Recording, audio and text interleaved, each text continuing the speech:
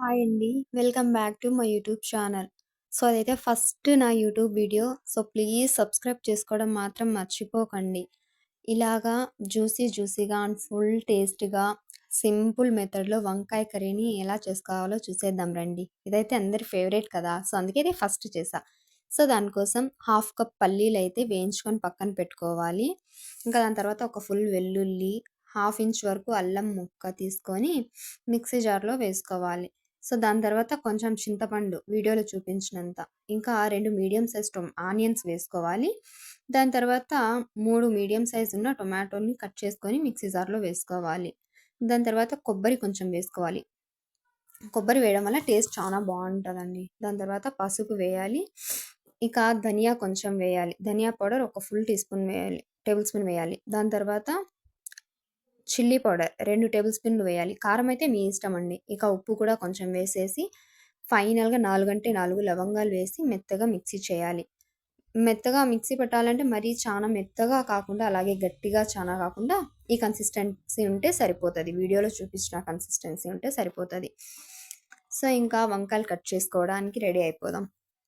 ఒక బౌల్‌లో వాటర్ తీసుకొని, అందులో కొంచెం పసుపు, అలాగే ఉప్పు వేయాలి. ఇలా వేయడం వలన వంకాయలైతే నల్లగా మారిపోకుండా ఉంటాయి.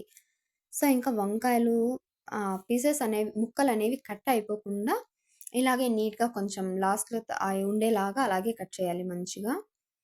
అలా అన్ని వంకాయలు కూడా ఇలా కట్ చేసుకొని పెట్టుకోవాలి ఫస్ట్. వాటర్‌లో వేసుకోవాలి. అన్నీ వాటర్‌లో వేసిన తర్వాత ఒక్కొక్కటిగా తీసుకొని ఫుల్‌గా మసాలా పెట్టాలి వంకాయ మొత్తంకి. ఇలాగ వీడియోలో చూపిస్తున్నా కదా! అలాగా మొత్తం ఫుల్‌గా మసాలా వంకాయ లోపలికి పెట్టేసితే, మసాలా అనేది వంకాయలకి మంచిగా పడతది. ఇంకా మిగిలిన మసాలా కూడా ఒక బౌల్‌లో తీసుకొని, పాన్ పెట్టుకొని, అందులో ఆయిల్ వేసుకొని హీట్ చేయాలి. ఆయిల్ హీట్ అయ్యాక కొన్ని ఆవాలు, దాని తర్వాత కరివేపాకు వేయాలి. కరివేపాకు, ఆవాలు మంచిగా ఫ్రై అయిన తర్వాత అందులోకి ఒక్కొక్కటిగా తీసుకొని వంకాయలు వేసేసి, ఇక మిగిలిన మసాలా కూడా ఉంటది కదా! అది కూడా వేసేయాలి. చూడండి ఇలా వీడియోలో చూపిస్తున్నట్టుగా అన్నీ వేసేసి ఒక 2-3 మినిట్స్ ఇలాగే ఫ్రై చేయాలి. అప్పుడు ఏమంటే వంకాయలకి మసాలా అనేది మంచిగా పడతది.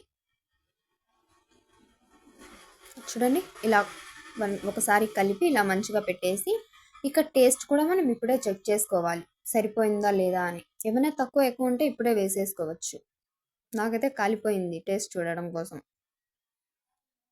టేస్ట్ అయితే నాదైతే చాలా బావుంది. ఇక మీకైతే ఉప్పు, కారం ఏవైనా కొంచెం తక్కువ ఉంటాయని. ఇంకా ఫైనల్‌గా కొత్తిమీర వేసేసి, కొంచెం పుదీనా మా చెట్లో ఉన్నది పెరుక్కొని ఫ్రెష్‌గా పుదీనా కూడా కొంచెం వేసేసి, మసాలాలో వేస్తే చేదు వస్తదన్నారు మా అమ్మ. సో, అందుకే ఇలా వేశాను. ఇక పొయ్యి మీదకి షిఫ్ట్ చేసేసా. టేస్ట్ అయితే చానా బావుంటది కదా! విలేజ్ స్టైల్‌లో. సో, అందుకని. ఇక 10 మినిట్స్‌లో మొత్తం నా కర్రీ రెడీ అయిపోయింది. ఇంకా చూడండి మీరే ఎంత వంకాయ పీసులయితే ఇంకా సూపర్‌గా జ్యూసీగా ఉడికిపోయాయండి. టేస్ట్ చూసేయండి. ఫస్ట్ మీకే తినిపిస్తున్నాను. నేను కూడా తినలేదు. ఓకే. చూడండి వంకాయ ఇప్పుడు ఇలా మెత్తగా ఉడికిపోయాక ఆఫ్ చేసేయాలి.